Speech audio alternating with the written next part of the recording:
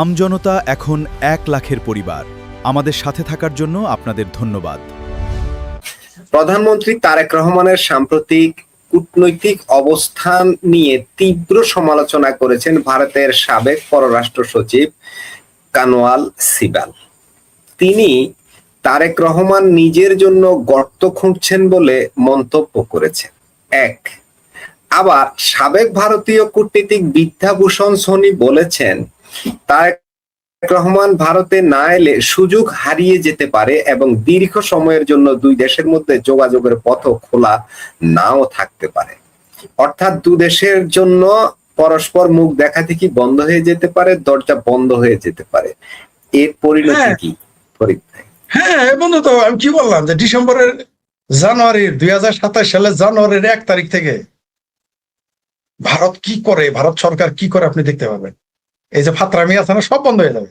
এরা তো মনে করতেছে পাকিস্তান পায়েস পাঠাবে, চায়না চাউল পাঠাবে, আমেরিকা ডলার পাঠাবে, এই আশায় তো বসে আছে।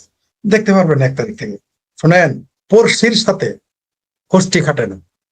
ভারত বারবার ছাড় দিতেছে যে ভারত অহেতুক ঝামেলায় যেতে চায় না, ঝামেলায় যেতে চাচ্ছে না, কিন্তু ভারতকে ডেকে টেনে ঝামেলায় নিয়ে আসা হচ্ছে। এই যে তিনি যে কথাটা বলেছেন গর্ত, আসলে কবর করতেছে তারেক রহমান, বিএনপি, জামাত কিন্তু হ্যাপি। কেন জানেন? জামাত চাইতেছে যে বিএনপির সর্বনাশ হোক।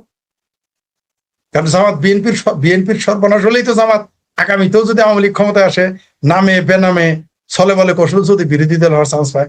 কারণ আওয়ামী লীগ পাওয়ারে আসার পরে, এই গণেশ উল্টে যাওয়ার পরে, ওয়াকার বাহিনী পালিয়ে যাওয়ার পরে, ওয়াকারের ভাইগনারা পালিয়ে যাওয়ার পরে, বাইস্তারা পালিয়ে যাওয়ার পরে, ওয়াকারের চেলাপেলা পালিয়ে যাওয়ার পরে সবচেয়ে ডলার খাবে কে?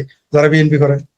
জামাতের তো পলিসি আছে, তারা ফতোয়া দিয়ে তারা জামাতে বিএনপিতে তারা সব দেখবেন পালে পালে দলে দলে আওয়ামী লীগে যোগ দিবে। আর ওয়াজ মাহফিলে মনে করেন শেখ হাসিনা, বঙ্গবন্ধু এদের প্রশংসা শুরু করে দিবে। আর মোটামুটি আধা বেকুব আওয়ামী লীগ যারা, তারা এটা মেনে নিবে। এই যে মৌলভী সাহেবের আমাদের ওয়াজ করতে দেখবেন, লিখে রাখেন আপনি, আগামীতে যখন ডলা দেওয়া শুরু করবে, যে ডলা এখন আওয়ামী লীগকে দিতেছে এর তো 3 গুণ বেশি ডলা দিবে। যেহেতু বিএনপি বড়, বিএনপি সামনে আসবে, বিএনপির সামনে বিএনপি লোক বেশি ডলা খাবে, ছাত্রদল বেশি ডলা খাবে, এই শিবির জামাত এগুলো সব চলে যাবে আওয়ামী লীগের ব্যানার। সব দেখুন মোটামুটি তখন বঙ্গবন্ধুকে বলবে হজরত শেখ মুজিব, হজরত বঙ্গবন্ধু শেখ মুজিবুর রহমান রহমতুল্লাহ আলাইহি, এগুলো বলে দেখবেন মৌলবীর ওয়াজ করা শুরু করবে। এই যখন বিএনপির উপরে ডলাটা পড়বে, তো মৌলবীতে তখন মোটামুটি আবার আওয়ামী লীগের লোকজন আবার মনে করেন এই যে কি কাজী ইব্রাহিমোভিচ, এই যে আর কাছে ট্র্যাক্টর মনোয়ার, তার বালাজারি, খালাজারি, সালাজারি, ডালাজারি, মুক্তি খুক্তি যারা আছে, এদের নিয়ে দেখবেন আওয়ামী লীগ আবার ওয়াজ করা শুরু করবে। কিন্তু বিএনপি কোথায় যাবে? তো জামাত এনে চাইতেছে, তার আসতে এবার আওয়ামী লীগ অর্ধেক চলে যাবে, আবার আর অর্ধেক জামাত এমন ভাবে থাকবে, কিছু মায়ের খাবে, কিছু পলাবে। আর বিএনপি আওয়ামী লীগ যাতে আবার বড় কিছু ঘটে, সেই জন্য যে আপনি ঠিকই বলছেন ফুড চেইন, এই ফুড চেইন বন্ধ করে দিবে। ফুড চেইন কেটে দিলেই বাংলাদেশের অবস্থা খাই। তো এরা তখন ডলাটা খাবে বিএনপি। দেখতে পারবেন এটা কবর, বিএনপি তার নিজের কবর খুঁজতেছে। বিএনপি কার বুদ্ধিতে করেছে আমরা জানি, এই পাকিস্তানের বুদ্ধিতে, তুরস্কের বুদ্ধিতে এগুলো করতেছে। তো বিএনপি তার নিজের কবর খুঁজলো। আপনি লিখে রাখেন, ভারত যেই দিন ফাইনালি বাংলাদেশ নিয়ে ডিসিশন নেবে যে এই বদমাইশকে, এই ঘাটতে রাতের আর সোজা করা গেল না, মানে বেয়াদবকে আর সোজা করা গেল না, বানরকে তো মাথায় তুলে ফেলছে, বানরে কি করে মাথায় নামাইতে পারে ওটা কিন্তু যে বানর পালে সে জানে যে কি করলে নামবে। ওই পাশের কঞ্চা দেওয়া পাশার মধ্যে 2টা বাড়ি দিলেই বানর কিন্তু কানটা ধরে যখন চাঙ্গা দিবে, লেঙ্গুর ধরে 2টা ঘোরানি দিবে, ঠিক হয়ে যাবে। নেরিকুত্তা কিন্তু খুব ঘেউ ঘেউ করে, তারপরে যখন মুগুর 2টা ঠিক মতো মারবেন দেখবেন কুত্তা সোজা হয়ে যায়। বাংলাদেশের এই বিএনপির পরিণতি এইটা হবে, জামাতের পরিণতি এইটা হবে। তবে বাংলাদেশে দুর্ভিক্ষ, গৃহযুদ্ধ, তারপর যুদ্ধ, এগুলো আস্তে আস্তে চেপে আসতেছে।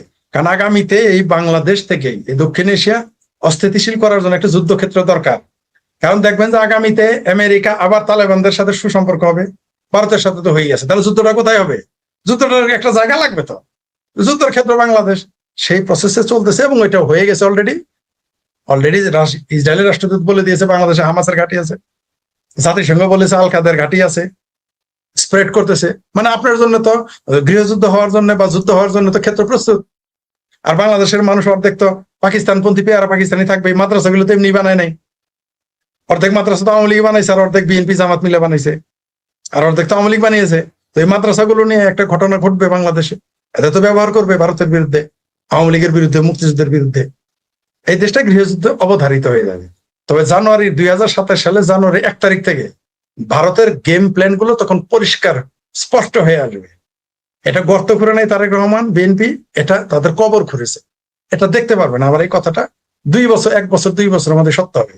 বললামই তো যে প্রণব মুখার্জির সাথে ফাত্রামি করার কারণে যদি 17 বছর তারেক রহমানকে ক্ষমতার লন্ডনে গিয়ে থাকতে হয়, তাহলে বিএনপি কে কত বছরের পরে কোথায় সুদানে গিয়ে থাকতে হবে নাকি এই উগান্ডাতে, সেটা সময় বলে দিবে কত বছর থাকতে হবে, দেখতে পারবেন। জি, ধন্যবাদ। জি ফরিদ ভাই, ভারতের সাথে আমাদের অনেক বিষয় রয়ে গেছে, এগুলো দ্বিপাক্ষিক আলাপ আলোচনা ছাড়া সম্ভব নয়। আর ডিসেম্বরে আমাদের যে কি বলে গঙ্গার পানি বন্টন চুক্তি, সেটার মেয়াদ শেষ হবে ডিসেম্বরে। তখনই এটা নবায়ন করতে হবে, এজন্য তো আলাপ আলোচনা লাগবে। এখনো পর্যন্ত আলাপ আলোচনা শুরুই হয়নি, অর্থাৎ এখনো খাতা খোলা হয়নি যে কবে কখন কিভাবে এ বিষয় নিয়ে আলাপ আলোচনা। আর তিস্তার কথা তো অনেক দূরের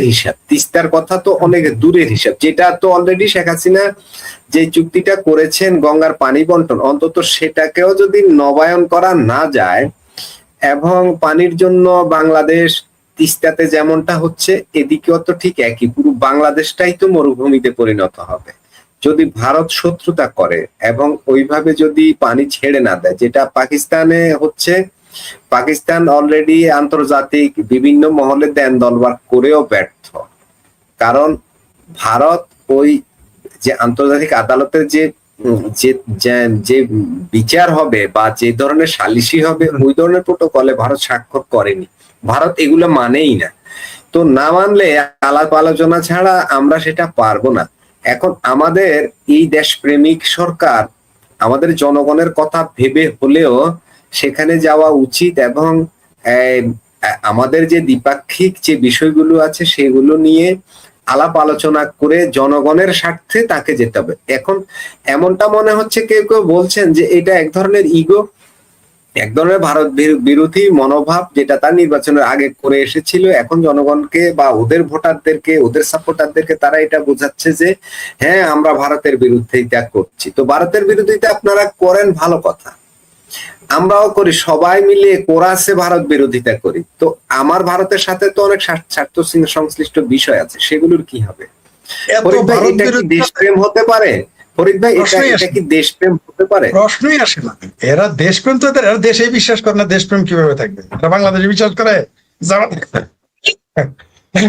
জামাত বাংলাদেশে বিশ্বাস করে, সরমনে পীর জামাত বাংলাদেশে বিশ্বাস করে, হেফাজত বাংলাদেশে বিশ্বাস করে, বিএনপি বাংলাদেশে বিশ্বাস করে।